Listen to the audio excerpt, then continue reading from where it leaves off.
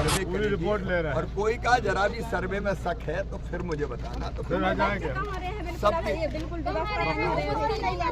अपन दोनों बात करेंगे। स्थायी व्यवस्था मतलब तत्काल कुछ छत की व्यवस्था हो जाए और दूसरे मकान बनवाएंगे, है ना। तो दोनों, लेकिन मकान बनने में टाइम लगेगा। मंदिर नहीं जी, अभी फिलहाल के मेरी बहन पता है, देखो इसलिए तो मैं आया।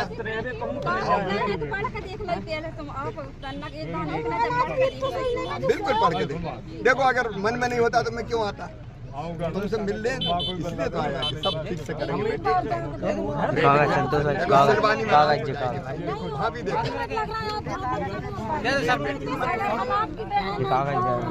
देखो मेरी, देखो तुम भी बहन हो और सिलवानी और बाकी गाँव में महाराज देखे नहीं पाऊंगा।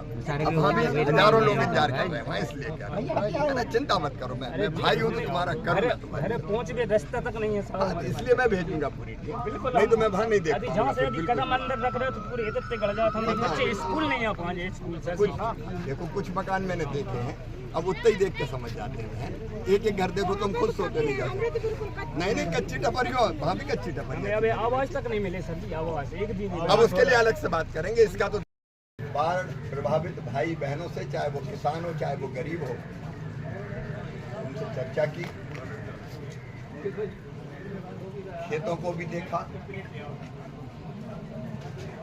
और घरों को भी देखा।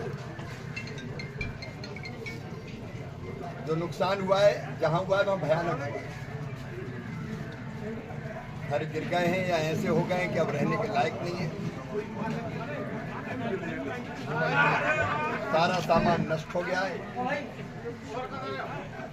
कई परिवार ऐसे जिनके पास खाने को भी कुछ बचा नहीं। फसलों को भी व्यापक नुकसान हुआ है। आज मैं इतना ही कह सकता हूं कि कुछ व्यवस्थाएं जो नितांत आवश्यक है,